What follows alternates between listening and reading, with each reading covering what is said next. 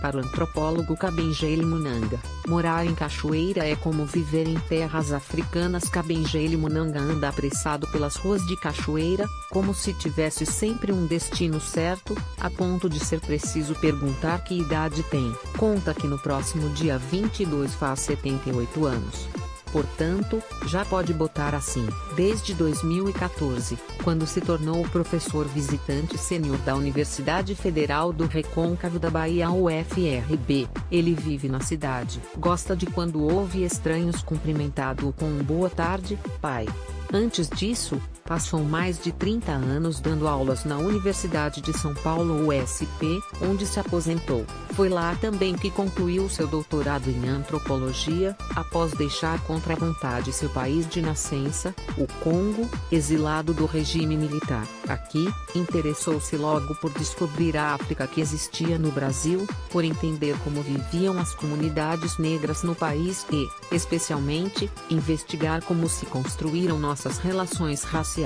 Lembra que nos primeiros encontros em que foi para discutir o tema, só havia brancos falando de negros. Em 1986, Kabengele publicou seu primeiro livro relacionado à questão, Negritude, Usos e Sentidos. Desde então, não parou mais de esmiuçar os conceitos de raça, etnia, mestiçagem e suas implicações.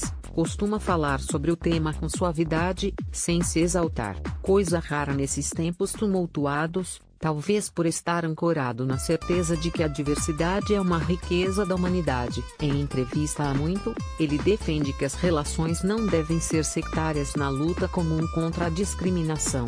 Recentemente, a cantora Fabiana Cosa desistiu de interpretar a sambista Ivone Lara no teatro depois que alguns segmentos dos movimentos negros disseram que ela não seria negra o suficiente. O senhor analisa esse episódio. Conheço Fabiana, ela foi colega de colégio do meu filho. O que acontece é que algumas pessoas não têm consciência do conceito de negro. A definição de negro no Brasil é uma definição política. Há muito tempo, o movimento negro vem construindo esse conceito. Negro compreende aqueles que o IBGE chama de preto e de pardo. Nesse sentido, Fabiana se assume como negra.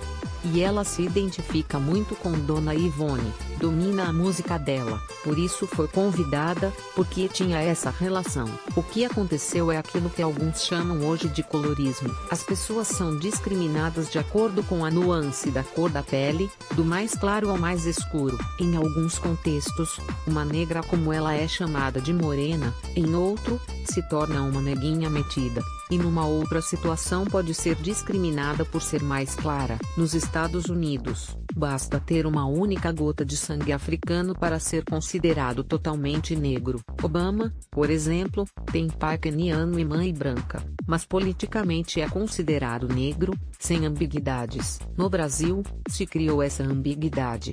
E agora os próprios negros estão se dividindo entre eles. Pode ser uma questão de uma pessoa não consciente ideologicamente ou pode ser simplesmente uma questão individual de inveja, de uma pessoa que achava que podia fazer aquele papel, se sentiu preterida, e aí afasta o outro buscando essa diferença entre seres humanos, em casos de competição, para excluir o outro. Você tem que criar uma explicação. É preciso condenar isso, dizer que essa não é uma postura do movimento negro, e pedir a Fabiana que reconsidere sua decisão. Vai lá no sul e diz para os gaúchos que eles são mestiços. Eles vão dizer que são brancos.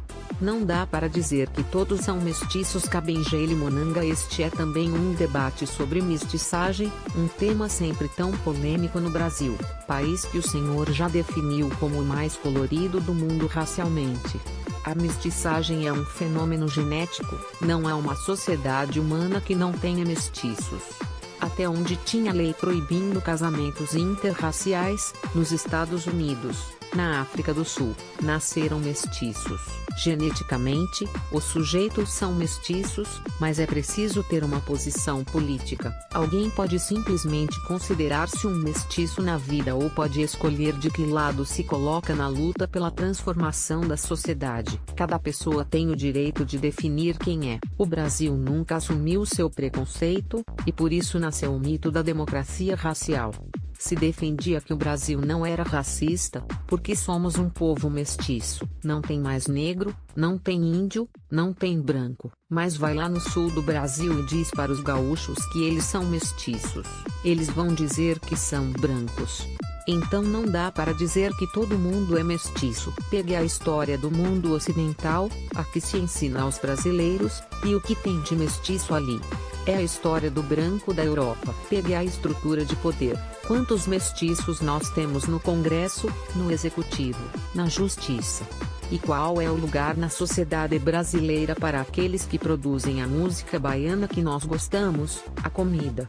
Vem o carnaval e eles estão lá na rua vendendo cerveja para ganhar migalhas, enquanto os outros estão nos camarotes de luxo tomando champanhe, nos lugares de patrão. É isso que eles querem manter. E é algo que se naturalizou tanto que as pessoas não veem a ausência do negro na sociedade brasileira. Onde estão os negros aqui? Onde estão? É curioso porque houve um crescimento dessa consciência nas últimas décadas, muito fruto da luta dos movimentos negros, que derivaram nas políticas afirmativas, mas os lugares de poder, de fato, ainda não foram ocupados.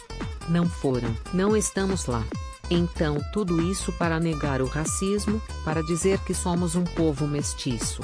É claro que a pureza é um mito. A pureza não existe, de um lado ou de outro. É claro que nós somos todos mestiços, mas tem os mestiços que nasceram entre as pessoas que pertencem a raças que foram consideradas degeneradas, inferiores, dentro da história da humanidade. Então, o que se tem na nossa sociedade é um uso político da mestiçagem, numa proposta clara de dividir a luta dos oprimidos e continuar a dominar. Se um dia toda a população brasileira descendente de africanos se mobilizar em torno de uma única identidade, que é uma identidade política de luta, será uma força muito grande. Lembro que anos atrás estava em Salvador, na época que se organizou a Conferência Internacional de Intelectuais da África e da Diáspora, e veio me buscar um motorista para me levar a UNEB, e ele me falou que estava muito contente por ver tantos africanos, porque tinha uma mulher negra. E eu olhava o cara e, para mim, ele era negro. Risos. O senhor já demonstrou preocupação pelo paradoxo de que racistas e antirracistas acabem carregando a mesma bandeira, baseada no respeito às diferenças culturais. Os marcadores identitários estão servindo mais para promover uma divisão do que de fato a diversidade. Como resolver isso? Não se resolve pelas leis, mas pela educação, que começa no lar e depois vai para as ruas, para a escola. Uma educação para conscientizar as pessoas e mostrar que a diversidade é uma riqueza da humanidade. Somos o que somos porque somos diferentes. Um intelectual branco pode escrever sobre a questão do negro, para contribuir na luta contra o racismo, e não pode ser discriminado. Kabengele Munanga. As bandeiras identitárias ganharam uma força muito grande, especialmente nas redes sociais. Para o senhor, em que medida essas reivindicações contribuem com as bandeiras sociais, como o fim do genocídio dos jovens negros? É um desvio do foco ou no fim das contas é tudo a mesma luta? Acho que a luta é a mesma, é a luta comum contra a discriminação, apesar das especificidades. As mulheres se uniram para lutar contra o machismo, mas tem que saber que a mulher negra tem sua especificidade, por ser duplamente discriminada. Tem que cruzar as políticas ditas generalistas com as políticas específicas, e não criar uma luta maniqueísta disto ou daquilo. É saber encontrar um lugar comum de todos os oprimidos, criar uma plataforma em que as vítimas estão juntas. Se as mulheres estão nas ruas, os homens que têm consciência estão junto com elas. Se os negros estão nas ruas, os brancos conscientes estão com eles, juntos. Então, é preciso unir as lutas, sem abrir mão das especificidades. Um intelectual branco pode escrever sobre a questão do negro, para contribuir na luta contra o racismo, e não pode ser discriminado por ser branco, como eu já ouvi. Ah, ele é branco, não pode dizer isso, mas ele é membro da sociedade. Ele quer transformar a sociedade. Não precisa ser negro para falar da questão do negro, mas os brancos também não podem considerar o negro como objeto de pesquisa, achando que ele não tem capacidade de entender seus problemas. Os negros, além da capacidade intelectual, têm a experiência de vida, que é intransferível. É como você perguntar a alguém que nunca passou fome o que é a fome. Mas não podemos ficar simplesmente numa relação sectária. Numa sociedade como a nossa, precisamos negociar com quem está no poder. Porque não temos as armas, não vamos para a guerra. A humanidade nunca ganha com a guerra. O soldado pode ganhar a batalha, mas a humanidade não ganha nunca. Então, precisamos negociar, pressionar e conscientizar o povo. Isso não se faz de um dia para o outro. Quando cheguei ao Brasil, você ia a um encontro intelectual sobre a questão dos negros e eram só os brancos falando dos negros, sem negros. Isso não existe mais. É um processo. É lento, mas tem que continuar. Pelé, apesar de ser o rei dos brasileiros, não tem essa consciência. Nossas estrelas do futebol. Você acha que Neymar tem consciência racial? Kabengele Munanga. Quando um jovem negro morre nos Estados Unidos numa operação policial, há uma comoção enorme, com protestos que ganham as ruas. Por que nós não vemos isso no Brasil? Nos Estados Unidos, o modelo de ideologia racista, com leis segregacionistas, conscientizou muito mais as vítimas de racismo, que se mobilizam sempre que há alguma violência. No dia seguinte, você já vê pessoas nas ruas protestando, negros e brancos. No Brasil, você não vê isso, porque não há a mesma consciência racial. É o resultado do modelo brasileiro de racismo, da ideia de democracia racial. Nos Estados Unidos, pessoas que são estrelas da sociedade, ícones do esporte, como Muhammad Ali, têm muito mais consciência racial que Pelé. Risos. Pelé, apesar de ser o rei dos brasileiros, não tem essa consciência. Nossas estrelas do futebol. Você acha que Neymar tem consciência racial? Nos Estados Unidos, aqueles jogadores de basquete todos têm. O racismo brasileiro é um crime perfeito. Além de matar fisicamente, mata a consciência das vítimas. O senhor trabalhou por mais de 30 anos na USP, uma das últimas universidades públicas a adotar o sistema de cotas, e agora está na UFRB, que é possivelmente uma das universidades mais negras do país. Como foi essa transição para o senhor, pessoalmente? A UFRB adotou as cotas antes mesmo da Lei Federal, de 2012, o que fez com que hoje tenha o perfil de uma universidade plural. Você entra numa sala e vê o verdadeiro Brasil, com negros, pardos e pretos, e também brancos. E como está numa região em que a maioria da população é negra, a tendência é que no futuro a maioria dos estudantes sejam negros, e quem sabe um dia a maioria de professores também. É um processo. A gente vai vencer alguns obstáculos psicológicos, de nós mesmos, negros, de pensar que aquele lugar não é para nós. Mas que tipo de ganho o senhor acredita que essa diversidade traz para a própria construção do conhecimento? Muita riqueza. Os horizontes foram alargados. Antes da entrada dos estudantes negros na graduação e pós-graduação, havia temas que não eram tratados, como a questão da mulher negra, ou os problemas sociais dos negros após a escravidão. Kabengele defende que as cotas alargaram os horizontes das universidades. Foto: Adilton Venegero Lesari. À tarde construiu-se uma imagem da Bahia muito calcada nas heranças africanas. O senhor reconhece algo da sua terra enquanto caminha por Cachoeira? Ah, aqui eu me sinto em terras africanas. Basta eu abrir a porta e é: boa tarde, meu tio, boa tarde, meu pai, boa tarde, meu velho. São terminologias carinhosas, afetivas, que não existem no tratamento europeu. É como quando vou para a África. Lá também é tio, pai, não é senhor. Senhor é uma terminologia distante. Então, no próprio tratamento você vê essa herança africana. Não é como em São Paulo, que você nem conhece as pessoas que moram no seu próprio prédio. Aqui, todo mundo me conhece. Em Salvador, apesar de ser uma cidade grande, é a mesma coisa. Há a vida comunitária, ou dividir com quem não tem. Se você for num bairro popular de Salvador, acredito eu, não vai encontrar pessoas dormindo na rua, que também, em Cachoeira, é raro. Isso é um dado da solidariedade africana, que deixa um pouquinho o individualismo de lado. De que modo o senhor acredita que a Lei 10.639, de 2003, que torna obrigatório o ensino da história e da cultura africana nas escolas, está ajudando na prática a construir um país mais diverso?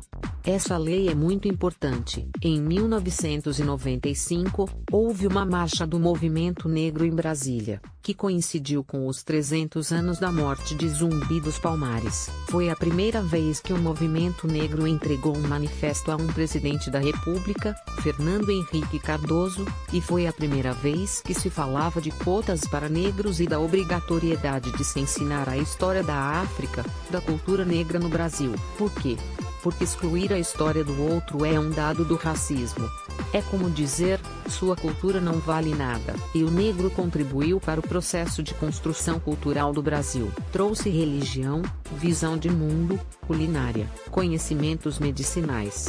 Isso não pode ser deixado de lado. E produziu riqueza, construiu o Brasil com seu suor e sangue. Graças a essa lei, hoje temos textos de qualidade para trabalhar a questão da história do negro e também propostas pedagógicas diferentes, que venham enriquecer. Numa aula de educação física, por exemplo, em vez daquela fila indiana, um atrás do outro, fazendo polichinelo, você pode fazer uma roda de capoeira, com as pessoas se olhando, se comunicando, um vendo a performance do outro. É outra proposta corporal, mas também filosófica, muito mais rica. Apesar das resistências, de alguns municípios não trabalharem e de não haver monitoramento, a lei trouxe benefícios muito grandes. Elevou a autoestima dos alunos negros. Hoje eles sabem que seus antepassados não chegaram aqui sem nada. Eles trouxeram, também, sua civilização, sua cultura. Como o senhor vê esse momento político que o Brasil está vivendo? Estamos num contexto político delicado, preocupante, assustador. Estou há 43 anos no Brasil. Cheguei no regime militar. O presidente era Ernesto Geisel. Vi o Brasil se construindo politicamente até chegar aonde estamos. Na época do presidente Lula, o Brasil era admirado no mundo inteiro pelas políticas sociais, de distribuição de renda.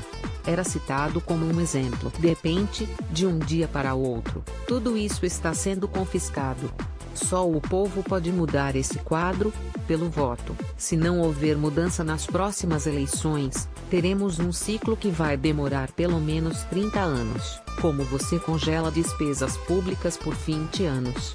Nestas 2 décadas, nascem jovens, aumenta a população estudantil, e na saúde, aumenta a população de idosos. E tudo isso está congelado para as pessoas gastarem dinheiro com os serviços privados. Temos que ter um presidente que tenha um compromisso com o país. Se for de direita, que ao menos seja um nacionalista, que defenda os interesses da nação, e não do capitalismo transnacional, como se vê hoje. Nesses anos todos em que está no Brasil, o senhor já pensou em voltar a morar no Congo? Não, saí de lá por causa do regime militar, não porque eu queria. Quando terminei meu doutorado, voltei imediatamente, mas a ditadura não me deixou ficar. Depois, fui para lá 2 vezes. Em 2001, quando caiu a ditadura militar, fui ver os parentes. Percebi que não havia mudança, simplesmente, era um regime que não era mais militar, mas era uma nova ditadura. Os problemas da população permanecem os mesmos. 10 anos depois, voltei, quando fui convidado a participar de uma conferência internacional. Mas creio que não volto mais, porque sempre volto